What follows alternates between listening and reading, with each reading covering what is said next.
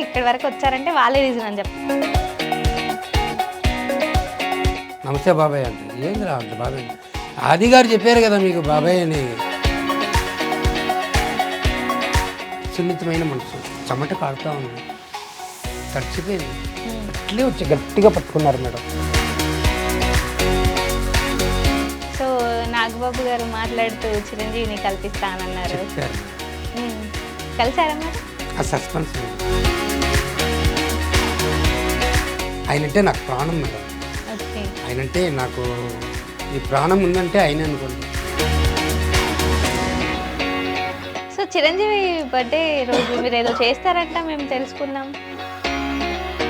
గుడికి వెళ్తాము, ఆయన పేరు మీద ఏదో వచ్చింది. ఓకే. సో హీరోస్లలో మీకు చిరంజీవి గారు అంటే ఇష్టం, డ్యాన్స్ కానివ్వండి, యాక్టింగ్. హీరోయిన్స్లలో ఎవరు ఇష్టం మరి? పిల్లలకి కష్టం అనేది తెలియాలి, వాళ్ళు రేపటి భవిష్యత్తు కోసం వాళ్ళకి బరువు బాధ్యత తెలియాలి, మంచి చెడ్డ చూడాలి. లేదంటే డబ్బు విలువ, కష్టం విలువ, కష్టపడితే డబ్బు వస్తుంది.